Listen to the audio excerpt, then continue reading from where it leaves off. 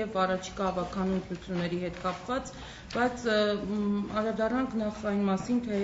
ինչ կատարվեց ապրիլի 9-ից հետո Ռաֆի Հովհաննիսյանի այդ հայտնի հավաքը միջադեպ Արմեն Մարտիրոսյանի հետ կապված եւ ի վերջո ինչ փոխվեց, երբ փոխվեց հասարակությունը, թե այնուամենայնիվ համերաշխություն կձևավորվի, մտորող կլինի համերաշխության։ Շնորհակալություն հրավերի եւ հարցի համար։ Այնինչ կատարվեց ապրիլի 9-ին, դա նախորդ ժամանակաշրջանների նախագահական ընտրությունների համատեքստում տեղավորվող միջադեպ էր,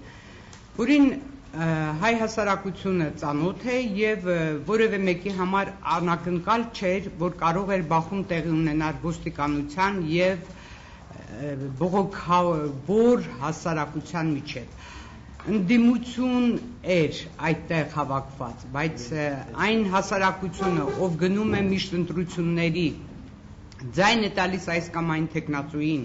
եւ որի ձայները կեղծվում են, այդ հասարակությունը ընդդիմադիր չէ, դա իրավատեր է, ինչպես ասում էր Ռաֆի Հովհաննիսյանը, դա հասարակություն է, որ մշտապես պայքարում է իր ձայնի իրավունքի համար, իր ազատությունների համար, իր իշխանության համար։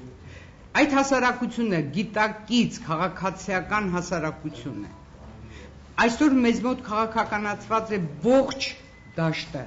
կլինի դա հասարակ մարդ, որը ուղղակի ընտրության մեջ տեսնում է իր քաղաքացու մասնակցությունը այս կամ այն գործընթացին, կամ ամենօրյա պայքարող մարդ, որը մշտապես գիտե, որ Հայաստանում ընտրությունները կեղծվում են։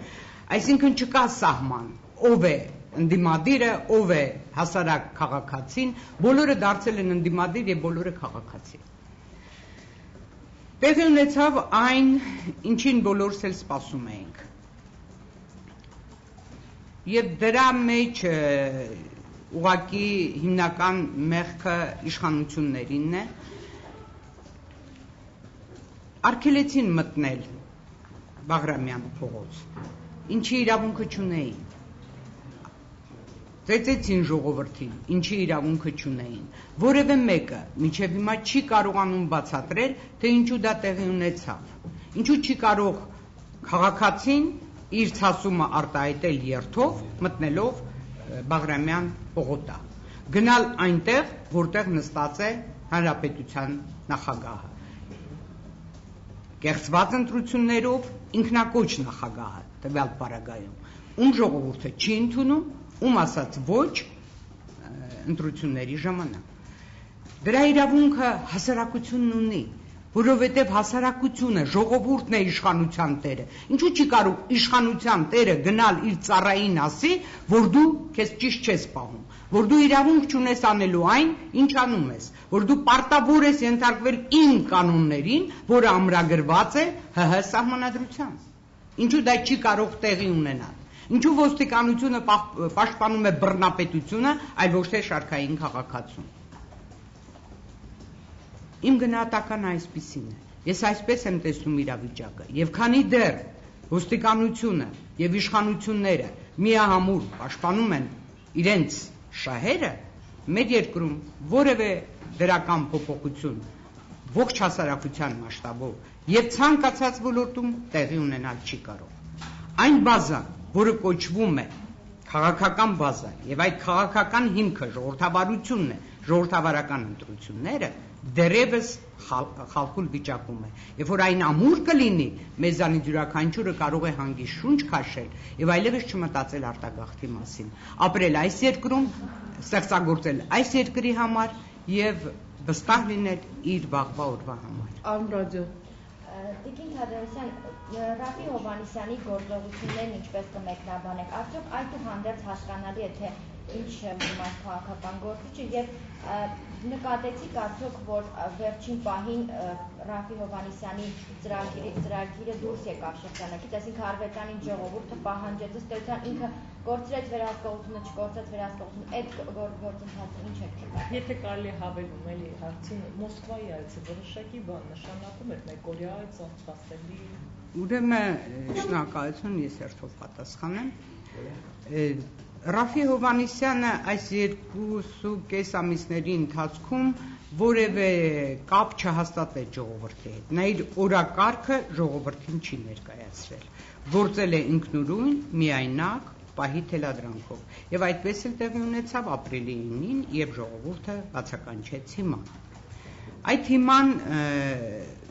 խիստ տրամաբանական է եւ կարծում եմ, որ ժողովուրդը այստեղ ճիշտ էր։ Ճիշտ էր այն առումով, որ եթե հրավիրում ես օրեր շարունակ ապրիլի 9-ին հրապարակ, երթնակալության, գյուղերից, քաղաքներից մարդիկ ոտքով հասնում են, նրանք չեն գալիս լսելու ինչ որ կրոնական, բարոյախրատական ելույթ եւ նրանց համար քաղաքական դաշտը բարոյական խրատական այդ տերմինոլոգիայից դուրս է։ Մարդիկ ուզում են իրական փոփոխություններ, մարդիկ ուզում են վերաբերմունք քաղաքական բնույթի, այլ ոչ թե այն բնույթի, ինչը իրականում արվում էր ազատության հրապարակում։ Եվ նրանք իրավունք ունեին հիմա պահանջելու։ Եթե ժամը 12:30-ին այն երթնակալության տեքստը, որը արտասանեց ժողովուրդը, եւ դրանից հետո ժողովրդին առաջնորդվեր դեպի Բաղրամյան պողոտա, ոչ թե հեղափոխության, այլ ուղղակի զայրույթը պարպելու նկատառումներով, որտեղ մենք առաջին անգամ թե որ քաղաքական դաշտում ենք։ Մենք գիտենք, որ բոլոր նախագահական կեղծված ընտրություններից հետո ժողովուրդը գնացել է Բաղրամյան պողոտա։ Բաղրամյան պողոտայի հետ ժողովուրդը ինչ որ մի բան կապում է, եւ դա հենց այն է, որ այդ պողոտայի վրա է գտնվում նախագահի նստավայրը։ Ժողովուրդը ուզում է գնալ, կանգնել նստավայրի մոտ եւ ասել հեռացիր։ Կարելի էր դա պարպել, կարելի էր թույլ տալ, որպեսզի նման բախումներ չլիներ, կարելի էր դա կանխատեսել եւ առաջնորդել ժողովրդին, այլ ոչ թե ասել գնաց երթվեցիք, դե հիմա այսօրվանից դուք քաղաքացի եք։ Անձամբ ես 12:30 այնտեղ էի եւ լսում էի, որ ես այսուհետեւ կլինեմ օրինապաշտ քաղաքացի։ Ես իմ ծնված օրից օրինապաշտ քաղաքացի եմ եւ երթվելու կարիք չունեմ։ Բոլորովին։ Եվ այնտեղ կանգնածների մեծ մասը օրինապաշտ քաղաքացիներ էին։ Նրանք չպետք է երթվեն, որ դառնան այդպիսին։ Մեզ այդպիսին դաստիարակել են։ Մենք ծնված օրին գիտենք, որ չի կարելի գողանալ, կեղծել, խաբել։ Ես չպետք է երթվեմ այս տարիքում ազատության հրապարակում։ Ամեն մարդ իր կյանքով է ցույց տալիս ինքը ինչ ճանապարհ է անցել, ինչ գենետիկ կոդի կրող է։ Դա պետք չի հրապարակում ամրագրել ինչ որ մի տեքստով եւ դա ես համարում եմ ճիշտ չէր, բայց քանի որ նրա խոստումն այն էր, որ ինքը պետք է երթվի, կարծես թե այդ անօրինական խոստումից հետո պետք էր ելքեր փնտրել եւ ելքը նա էր, որ ժողովրդին երթվեցրին լինել օրինապահ, ժողովուրդը օրինապահ է եւ փառք Աստծո, որ այսօր Հայաստանը կա, գոյություն ունի, չնայած ինչ որտեղ հանրապետական կուսակցությունը փորձում է այդ ժողովրդին տանել ուրիշ ճանապարհով, կաշառքի, ճնշումների, աշխատանքից հեռացնելու, հարկադրանքի, պարտադրանքի եւ այլ ուղիներով փորձում է այդ ժողովրդին իր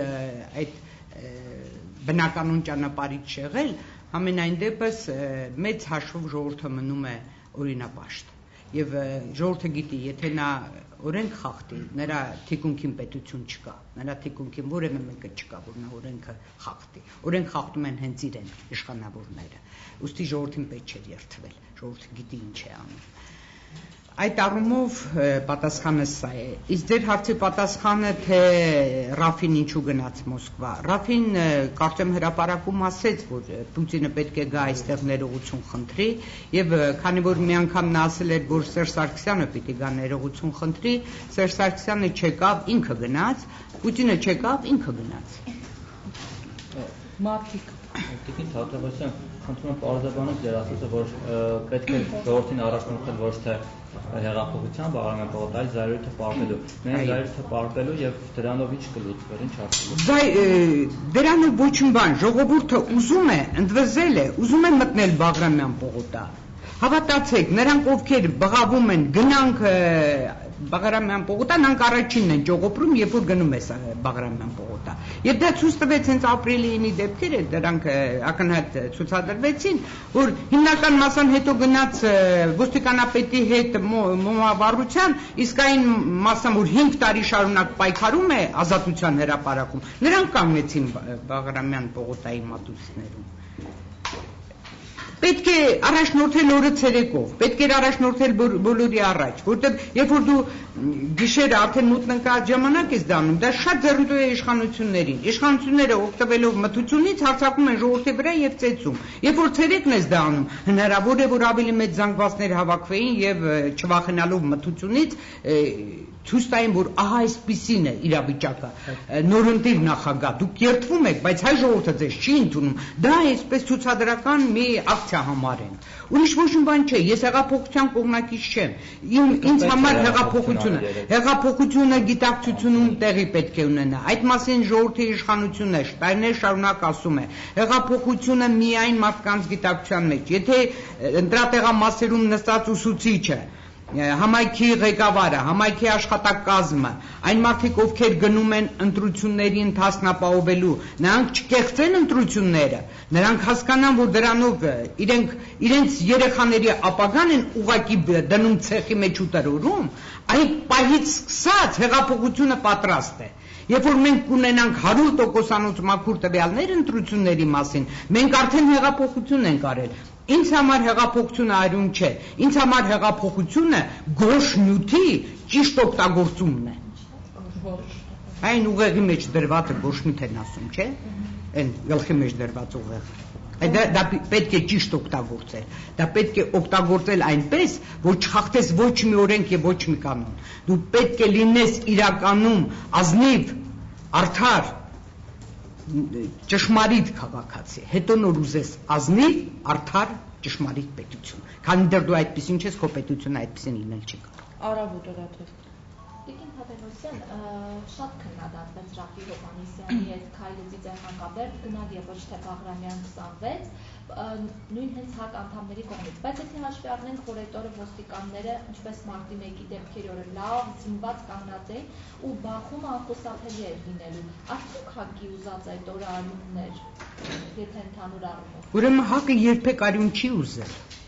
ՀԱԿ-ը երբեք արյուն չի ուզում։ Հենց իմ այս խոսքը, որ ես այստեղ ասացի, մենք հեղափոխության կողմնակից չենք, ես ՀԱԿ կուսակցության անդամ եմ, սա ընդունեք որպես նաև ՀԱԿ-ի անունից արված հայտարարություն։ ՀԱԿ-ը եթե արյուն ուզեր, կարծում եմ, որ շատ ժամանակ կար դա անելու։ Երբևէ մեր նպատակը նա չի եղել, որ մենք հեղափոխության ճանապարհով եւ դա դուք տեսել եք Ազատության հրապարակում բազմաթիվ հիմաների կոչեր, որը երբեք չի ուղեկցվել Լևոն Տեր-Պետրոսյանի դեպի Բաղրամյան առաջնորդելու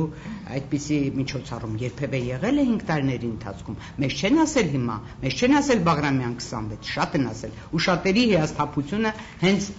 կապված է նաև դրա հետ, որ մենք Բաղրամյան 26 չեն գնացել, հասարակ ժողովրդի մասին է խոսքը։ Հետևաբար արյունի հետ կապել այդ քննադատությունը ճիշտ չէ։ ՀԱԿ անդամները քննադատում են այն, որ Ռաֆի Հովհաննիսյանը ժողովրդին թողեց մենակ ոստիկանների հետ ու ինքը գնաց մոմավառության։ Դրա համար են քննադատում։ Քննադատում են, որ նա չպետք է գնար մոմավառության, պետք է կանգներ այդտեղ, ժողովրդին ուղեկցեր տուն, հեռացներ այդտեղից, որպեսզի այդ բախումը տեղի չունենար։ Բայց նա գնաց ու մեկ էլ իմացան ժողովուրդը իրարից անտեղ է, որտեղ է Ռաֆի Հովհաննիսյանը։ Մեկ էլ իմանում ենք, որ հասել է արդեն կամրջի վրա աչափնյակի։ Այս պնդում են, որ դա իր ծրագիրն էր, նախապես ինքը հայտարարել էր, գնում են Ծիծեռնակաբերդ ու արդեն մարդիկ իրենց կամքով էին։ Ծիծեռնակաբերդը եղավ հրապարակում Ազատության Ծիծեռնակաբերդ գնալու մասին կոչը, հետո հիմայից հետո ասեցին լավ, ուզում եք հիմա, ուրեմն գնում ենք Բաղրամյան 26։ Հետո փոխվեց, չէ՞ որոշումը։ Փոխվեց, ուրեմն ժողովուրդը գիտեր, որ ինքը գնում է Բաղրամյան 26։ Եվ որ կարելի էր կանգնել ու ժողովրդին տեղ կանգնել։ Ընդհանրապես դրա մասին է խոսքը։ Ժողովրդին թողնել ոստիկանության հետ դեմ հանդիման, հետո ինչ որ բացատրել, որ որոշ մարդիկ իրենց սեփ պատերի հետևից հետևում են իրադարձություններին ուրախանում, կներեք ինչու պետք է ուրախանանք, որտեղ 200 հոգի մեր տղաները կանգնած էին ոստիկանների առջև ու սպասում էին, թե ինչ է լինելու։ Դա է մեր սեփ պատերը։ Մենք հրապարակում ենք, ես վերևում էի Պրոշան այդ հատվածում, Խաչմերուկի այդ հատվածում իմ ընկերները ներքևում էլ տղաներն էին ու աղջիկներ ու բոլոր ամբողջ ՀԱԿ անդամները։ Ինչու են անընդհատ ուզում ՀԱԿ-ին այս գործընթացների մեջ ներքաշել։ Հակը կանգնած է ժողովրդի իրավունքների պաշտպանության կողքին ու կանգնելու է միջև վերջնական հաղթանակ։ Դրանում կասկած անգամ չունենալ։ Գործընթացը Լևոն Տեր-Պետրոսյանի պարագայում չեղավ, գիտեմ Թադասյանի։ Սովորություն է դարձել առաջնորդների մոտ ժողովրդին իրավիճակի սրված դեպքում թողել ու գնալ։ Ով է թողել։ Խնդրում եմ ինձ ասեք, Տեր-Պետրոսյանը թողել գնացել է, ինչու է փաստեր աղավաղվում։ Այ իմ Facebook-յան իմ էջի պատի վրա ես մշտապես դնում եմ Տեր-Պետրոսյանի այն նկարը եւ շատ շատերը, ովքեր որ հեղափոխություն էին ուզում եւ մարտի 1-ի գիշերը հրապարակ մտան ու ծեծեցին ժողովրդին, ոչ մեկը չմտածեց, որ իրենց առաջնորդը հրապարակում է եւ գնային ու իրենց կյանքի գնով պահեին իրենց առաջնորդին։ Բոլորը հեռացան հրապարակից։ Տեր-Պետրոսյանը մնաց մենակ հրապարակում, այդ ինչ որ աջալը ուսերին, աջալի հայերեն բառը չեմ կարող այս պահին հիշել, ու մտահոգ նստած նստանի վրա։ Այդ նկարը արդյոք փաշ չէ, որ նա չի թողել գնացել։ Ինչու են անընդհատ փաստերը փորձում աղավաղել ու մարդկանց ասել, թե իբր Տեր-Պետրոսյանը գնացել է։ Իսկ դուք բոլորը լավ գիտեք, դրանից հետո Տեր-Պետրոսյանին տարել են ու թույլ չեն տվել իր տանից դուրս գալու։ Եվ ժողովրդին նա է ասել, գնացեք տուն, արյունահեղություն պետք չէ։ Սրանք են փաստերը, սիրելիներս, ուրիշ բան պետք չէ մտածել։ Եթե մենք չփորձենք փաստերը աղավաղել, մենք դրանով նաև մեծ ծառայություն կմատուցենք պատմությանը, մեծ ծառայություն կմատուցենք այն քաղաքական գործիչներին, որ այսուհետև գալու են քաղաքական դաշտ եւ նորից բախվելու են նման իրականության հետ։ Այդ ճիշտ դասերից ճիշտ եզրակացություններ պետք է անել, դասեր քաղել պատմություն։ Թադասյան, արժեվում կրկին ընտրությունները եւ ինչպեսին է լինելու հաստատության դիրքորոշումը շարունակել են ասել, եթե կկեղծվեն, ինչպես հայտնի կոնգրեսը, կոնգրեսի մասն հրաժարվեց մասնակցել Երևանի ավականու նիստերին։ Նման բոյկոտի տարբերակը բացառում եք, ինչպեսին կլինի ձեր քայլ, եթե չուզենաք այն քվեն չտեսնեք, որը ձեր կարծիքով կլինի ձերը եւ տղաց չեն լինի։ Ուրեմն մենք ամեն ինչ անելու ենք, որ ընտրությունները չկեղծվեն։ 5 տարի առաջ, եթե մենք չունեինք շատ ավելի վստահելի ու ավելի բանիմաց հանձնաժողովականներ, այսօր մենք ունենք այդպիսի։ Այսօր ունենք ոչ թե 464, այլ 1000-ից ավել կոնգրեսականներ, ովքեր բանիմաց են, անկաշառ են եւ կարող են տեղամասերում ձայներ պահել։ Եվ ընտրություններ չկեղծելը միայն Հայ ազգային կոնգրեսի այդ պաշտպանության խնդիրը չէ։ Բոլոր քաղաքական ուժերն են պարտավոր դա անել։ Եթե քաղաքական ուժի ներկայացուցիչը գնում է ժողովրդի հետ հանդիպման ու խոսում է այս երկրի իրավիճակի մասին, լինելով կեղծարար, պատրաստվելով կեղծարարության, արդեն արկղեր են դասավորում ջեմերով, ցուցակներ են պատրաստում դռնեդուռ կաշառք բաժանելու նպատակով։ Ժողովրդի հետ հանդիպման ժամանակ խոսել արդար ընտրություններից, խոսել Երևանի բարեփոխումներից, միաժամանակ այն առաջադիմություն կպորակ ետիետ կերթակ տարբերակով, պետք չէ այդպես գնալ ու ժողովրդին խաբել։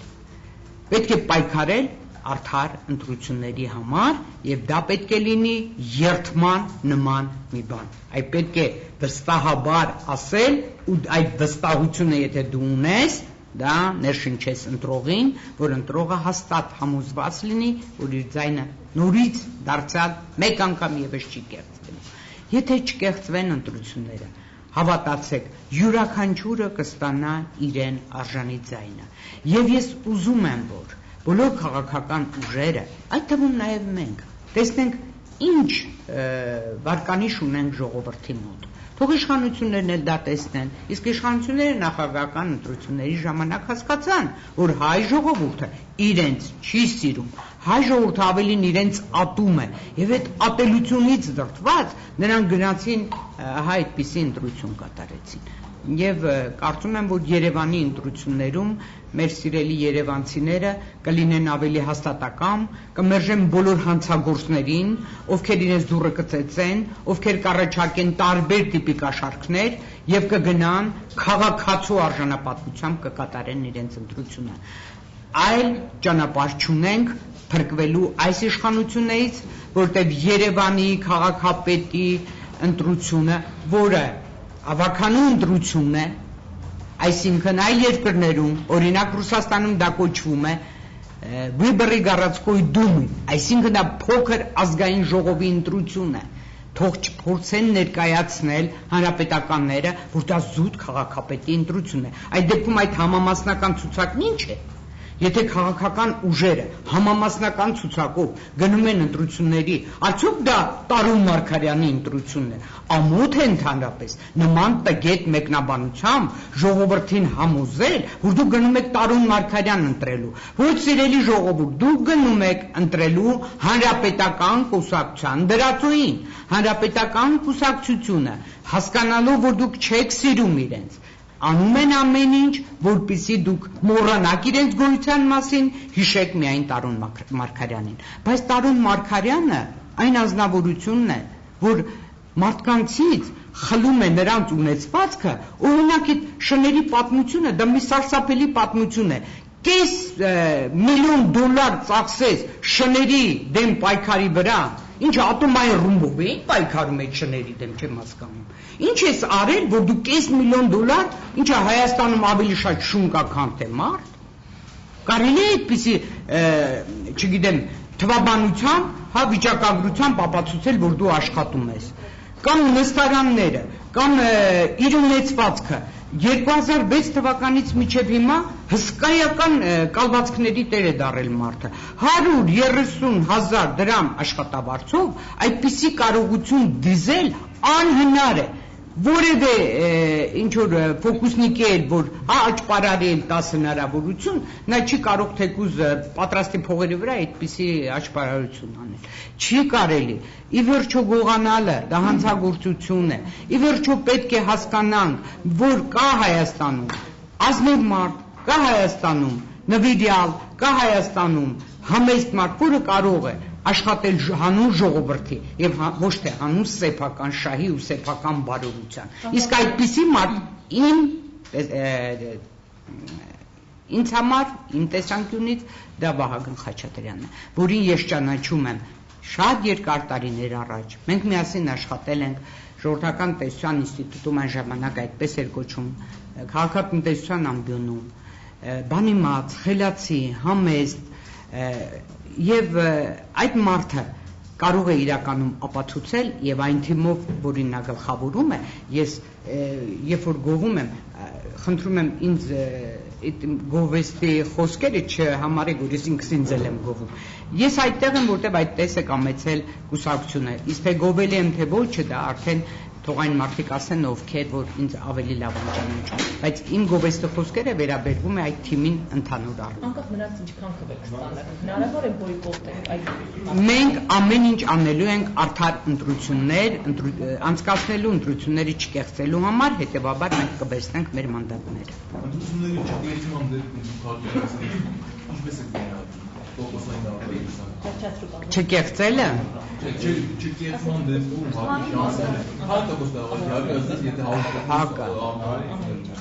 հակը կհաղթի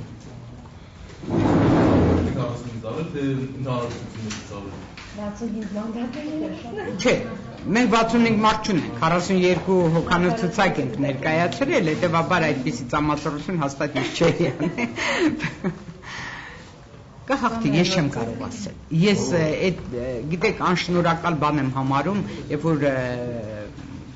խորհրդախոսության շրջանակներում սկսում ես ինչ որ թվերից խոսել, որը ավելի հարիր է իշխող ուժերի, որ իրենք ֆավորիտ են, որ իրենք հաղթանակ ուժ են։ Ում ենք մրցունակ համարում։ Մենք օրինակ առաքելություն կուսակցությանը մրցունակ։ Ես դրական եմ վերաբերվում առաքելություն կուսակցությանը, որտեղ այստեղ երիտասարդներ են, ովքեր քաղաքական ճանապարհ անցած են, ովքեր ազնիվ են։ Ես ընդհանրապես անկեղծ ասեմ, իմ չափանիշներն են անկաշառ լինելը, ազնիվ լինելը, այդ երկու հատկանիշները, եթե կա մարդու մեջ, այդպես նայում եմ ցուցակների մեջ ու գծում,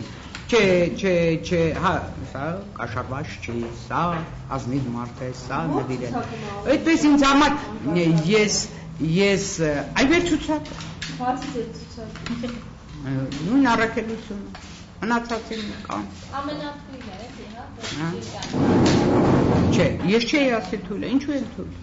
թույլ, երիտասարդներն են, ապագան ձերն է, դուք երիտասարդներում նստել եք, ինձ երիտասարդների մասին ուզում եք պատվան ասել, ոնց կարելի է, ես ձեր մասին երբեք պատվան չեմ, երիտասարդներ եք, ապագան ձերն է, թույլ չի, ուժեղ է լինում նա, այո, ուժեղ է լինում նա, ով արդար է, արդարամիտ է, նվիրյալ է, ի վերջո, 25 տարեկանից սկսած իրավունք ունեն ավականու թեկնածու լինել, օրենքը չի արգելում։ Ուրեմն դա այն տարիքն է, որտեղ մարդը կարող է գալ ու իր ասելիքն ասել։ Իսկ հիմա երիտասարդները շատ կրթված են։ Որևէ մեկը թող չասի, թե նրանք ովքեր ասում են, ես փորձառու եմ, ես ճանապարհ եմ անցել, մենք գիտենք ինչպես փոխել քաղաքը եւ այլն, դրանք այն մարդիկ են, որոնք իրականում շատ բան ունեն ասելու։ Ես գիտեմ եւ այդ մեծահասակները բոլորն էլ գիտեն, որ ամենամեծ հայտնագործությունները մարդիկ անում են տաղանդավոր մարդիկ երիտասարդ տարիքում։ Եվ ինչքան ավելի մարդը մեծանում է, ճիշտ է, նրա փորձառությունը մեծանում է, իմաստությունը մեծանում է, բայց այդ թռիչքներ կատարելու հնարավորությունները աստիճանաբար նվազում են։ Թռիչքներ ես նկատում եմ ուղեղի, մտքի, գաղափարի թռիչքներ։ Ապագան երիտասարդներին է եւ ես կարծում եմ, որ պետք է ժողովուրդը ընտրություն կատարի հենց երիտասարդների։ Իսկ ժառանգության ցուցակը ինձ համար բարև Երևան դաշինքը միշտ եղել է ստեսություն Երևան դաշինք։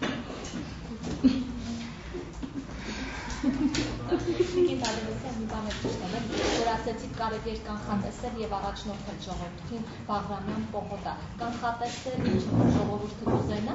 ուզում է գնա Բաղրամյան պողոտա, դա Այո, դա տարիների փորձ է։ Երբ որ մարդը գնում է մի ճանապարհով, սիրելիներս, հա, բնում պատմություն է ուսումնասիրում, էլի։ 96 թվին, 98 թվին, 2003 թվականին, 2008-ին, միշտ է ժողովուրդը Բաղրամյան գնացել է։ Հիմա ինչ պիտի լինի, որ ժողովուրդը Բաղրամյան չգնա։ Եվ ոստիկանները կխոչընդոտեին, դուք չեք հասկանում ինչ եմ ասում։ Հրապարակից օրը ցերեկով գալիս ենք, Փարիզի հրապարակում մեծ կուտակումներ, մարդկային թող փակեն, բայց այդտեղ արդեն ժողովուրդը կհասկանա, որ ավելորդ բաներ է պահանջում, չի կարող գնալ նա այնտեղ, բայց դա կլիներ ցերեկը, դա կլիներ ժողովրդի աչքի առաջ, ոստիկանը իրեն սանձարձակ չէր պահի, օգտվելով մթությունից, հասկանում եք, խոսքը դրա մասին։ Կարելի է միշտել գտնել ճանապարհ ժողովրդի ընդվզումը մի քիչ մարելու եւ բախումների չտանելու։ Հնարավոր է այնտեղ եղել են մարդիկ, որոնք հենց այստեղ ոստիկանական գծի հետ այդ սադրանքներն արել են։ Նկարներ կան, որ իբր դրանք սադրիչներ են։ Ես անձամբ չեմ ճանաչում սադրիչների, ծանոթ չեմ, որ ծանոթ լինեմ հաստատ ինձ համար լավ չի լինի, որտեղ ես ինձ լավ չեմ պայած այդ սադրիչին։ Դատեվոչյան այասում եք բարև Երևան դաշինքը վաղուց ստեսություն Երևանը։ Ինձ համար վաղուց չէ։ Ինչ ասում եմ այդպես գրեք, լավ։ Ինձ համար ստեսություն Երևան դաշինք։ Ինձ համար միշտ եղել է ստեսություն Երևան դաշինք։ Ես նրանց հետ որևէ առնչություն չունեմ, ինձ համար երբեք քննարկման։ Դուք շատ լավ գիտեք, դուք պատմությունը չգիտեք, այս պարագայում էլ պատմություն կա, ինչպես հիշում եք։ Ես ժառանգության անդամ եմ եղել եւ գիտեմ թե այդ կուսակցության ներսում հարցերն ինչպես են լուծվում։ Դրա համար ինձ համար ստեսություն է։ Հարգանքով են վերաբերվում մնացած բոլոր ցուցակներին, բացի հանրապետական ցուցակից։ Հանրապետական ցուցակը ես համարում եմ կոռուպցիոն ցուցակ։ Ինչի այդպիսի կուսակցություն էլ կա։ Ըմբռնումով եք մոտենում։ Կույրաղիկ է դա, ինչ ցուցակ։ Իսկ ԲՀԿ-ին հարգանքով նորմալ վերաբերվում եմ, ես ամենաշատ լավ վերաբերմունք ունեմ Հայ ազգային կոնգրես ցուցակի նկատմամբ։ Այդ դրա մասին խոսեք։ Տիկին Թադևոսյան, ուղղակի ճշգրտենք էլի, ասացիք ՀԱԿ-ի անունից էլ հայտարարում եք, որ դուք հեղափոխության կողմնակից եք իշխանափոխության համար։ Այո, մենք իշխանափոխությունը հասկանում ենք հեղափոխություն գիտակցության մեջ, սահմանադրական կարգի վերականգնում, երկար, արդար, համար, պայքարի արդյունքում, երբ որ հասարակություն ամբողջովին հակված կլինի։ Դուք լսել եք երբեք։ Իհարկե։ Ինչու դուք երբևէ լսել եք, որ մենք բախում ենք ուզում։ Ինչու եք հարցը ճշտում։ Զայրացած, տաքացած ժողովրդի Նիկոլ Փաշինյանը չլսելով Շահնազարյան Դավիթ։ Նման բան չի եղել։ Նման բան չի։ Ժողովուրդ ջան, դա դուք եղել եք այնտեղ։ Եղել եմ այնտեղ։ Մենք հրապարակում կանգնած Մյասնիկյանի արձանի մոտ այն հատվածում, որտեղ բախումները եղել են ոչ հրապարակի ժողովրդի եւ դրածոների այցադրիչների միջև, այնտեղ դուք մի հատ ուսումնասիրեք այդ 10 զոհվածներն ովքեր են, մարդիկ, ովքեր ընդհանրապես հանրահավաքների չեն մասնակցել, երբեք չեն եղել Ազատության հրապարակում։ Այն որ տաքացած ժողովրդին առաջնորդվեց Նիկոլ Փաշինյանին դուք տեսել եք մի մոտեցած լինի այդ հրապարակին, որտեղ արունահեղություններ դեպի ձկան խանութի տարածք։ Դուք տեսել եք այդպիսի կադրեր։ Նիկոլը սկզբից մինչև վերջ եղել է Մյասնիկյան արձանի մոտ։ Այդպես չեղել, ես Նիկոլի դատավարությանը մասնակցել եմ, բոլոր փաստերը ցույց են տալիս, որ Նիկոլը եղել է միայն Մյասնիկյանի արձանի մոտ։ Նիկոլը երբեք չի արել կոչ գնալու ու բախվել ոստիկանության կամ մնացած սադրիչների հետ։ Նման բան չի եղել, ես ականատեսն եմ այդ ամենը։ Դուք չեք տեսել, դուք տեսել եք, դուք կարող եք որևէ նկար, որևէ դրեք իմեջին, ես ձեզանից շնորհակալ լինեմ։ Կդնեք, ուրեմն եթե չդնեք, ինչ կասենք։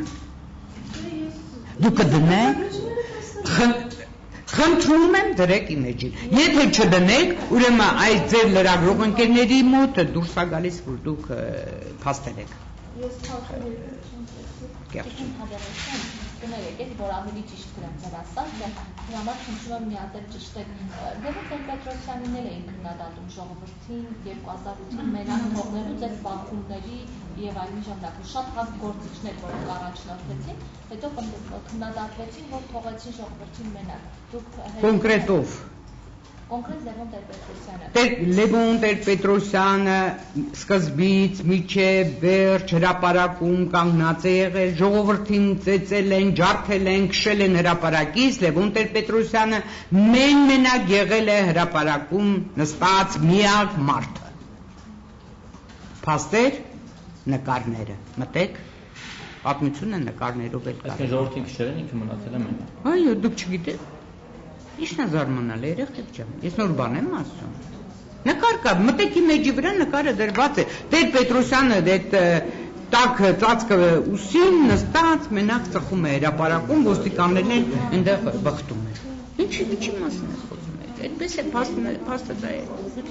Ես նոր բան չեմ ասում։ Եթե Տեր-Պետրոսյանը լքեր հրապարակը գնար, ես Հայ ազգային կոնգրեսում չէի լինի։ Ու շատ-շատերը չէին լինի։ Եվ բոլորն ովքեր այսօր Հայ ազգային կոնգրեսում են, հենց հարգում են իրենց առաջնորդի այդ վճռական մոտեցումը իր կատարած գործի հանդեպ, որ նա երբեք չի լքել մարտի դաշտը։ Չնայած շատերը ուզում են դա ներկայացնել այդպես։ Եվ ոնց որ տեսնում եմ հաջողվում է, որոշ մարդկանց մոտ դա կարծես թե դարձել։ Բա սիրուն ջան։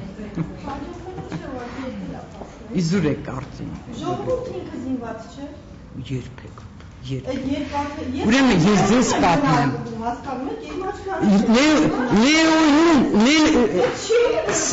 Այո, դուք ճիշտ եք, Լեոյի հատվածում չի եղել այդ ընդդիմադիր հատվածը։ Դրանք սադրիչ, այո, բայց դա չի եղել հանրահավաքի մասնակիցը։ Դա չի եղել դրանք սադրիչներն էին, որոնք ուզում էին այդ դեպքերի հիման վրա արտակարգ դրություն այս երկրում ստեղծել։ Հայջանս չէ, ես ասում եմ այս հատվածը, որը կապված է Նիկոլ Փաշինյանի հետ, չի եղել Լեոյի հատվածում։ Այն մարդիկ, որոնք Մյասնիկյանի արձանի մոտ էին, ովքեր 10 ներողություն օր շարունակ հրապարակում պայքարում էին, նրանք կանգնած են եղել Մյասնիկյանի արձանի մոտ։ Այն հատվածը, եթե դուք հիշում եք, մարտի 1-ին ժամը 6-ից 7 ընկած հատվածում Վարդան Ուսկանյանը հանրային հեռուստատեսությամբ հայտարարություն արեց, որ այսպես եթե շարունակվի, արտակարգ դրություն կմտցնենք։ Մենք ապշեցինք, ինչի պիտի արտակարգ դրություն մտցնեն։ Մարդիկ խաղաղ կանգնած են, որևէ մեկը որևէ գործողություն չի անում։ Արտակարգ դրությունը մտցնում են այն ժամանակ, երբ որ իշխանությունը զավթելու փորձ է արվում կամ զանգվածային անկարգություններ են տեղի ունենում։ Մենք չհասկացանք, որ մութ ընկնելուն հետ պատրաստում են դա։ Հասկանում եք, դա ամբողջը ծրագրավորված մի գործողություն էր, որպեսզի ժողովրդին փակեին տներում եւ 20 օրում կարողանային իրենց իշխանությունը վերահաստատել։ Դա բռնազավթում էր, դա այդ հեղաշրջում էր, որը կատարեցին այս իշխանությունները։ Սա պատմություն է, հավատացեք բազմաթիվ ականատեսների կողմից։ Այ հիմա մարտի 1-ի դեպքերի փառք Աստծո հանձնաժողովը կանի այդ բոլոր բացահայտումները եւ դուք կտեսնեք։ Ես ուզում եմ, որ նախորդը ով փակեց իշխանությունները։ Դե եթե իշխանություններն արդար են, եթե ընդդիմությունը այդքան վատն է, հեղափոխություն արեց, սպանել, բռնության կոչեր արեց, ապա ցույցեք, որ դուք ճիշտ եք։ Բացահայտեք ամեն ինչ, թող ժողովուրդը ճանաչի իր ընդդիմությանն էլ, իր իշխանությանն էլ։ Ճշմարիտ մարդը գնում է այդ ճանապարհով։ Ճիշտ է։ Հակը բավարար պահանջատը եղել այդ խախտում։ Անպայման։ Այ հացը բացած։ Իհարկե մենք ՀԱԿ-ի երկու ներկայացուցիչները, ովքեր ներկայացված էին ժամանակավոր հանձնաժողովում, նրանք մինչև վերջ փաստերը բացահայտեցին, Անդրանիկ Քոչարյանը, Սաֆարյան։ Նույն Անդրանիկ Քոչարյանը ասում է, որ ՀԱԿ-ը մինչև վերջ պահանջատեր չեղավ ճանապարհի տեսից։ Ճանապարհի գործությունը սկսվեց, ինքը դարձավ մարտի 1-ին։ Այլ բան է։ Բայց արդեն դադարել էր, արդեն նրանք դադարեցրեցին հետաքննությունը, հետ կանչեցին այդ ժամանակավոր հանձնաժողովը։ Դա տեղի ունեցավ միջև երկխոսությունը։ Ժամանակագրություն կա, խրոնոլոգիա, բացառեք նայեք, չի կարելի մի դեպքը նշեցիք անկախ ամեն ինչ վերցնելու եք մանդատները, թե որտեղ ասիկ ամեն ճանապարհ։ Ուրեմն ես ասում եմ վճռական, մենք պայքարելու ենք արդար ընտրությունների համար, լինելու են արդար ընտրություններ եւ մենք վերցնելու ենք։ Ես կեղծված ընտրությունների մասին չեմ ուզում խոսել, ես ուզում եմ արդար ընտրություն ու անելու ենք դրա համար։ Շնորհակալություն։ Ես էլ եմ շնորհակալ։ Վերջ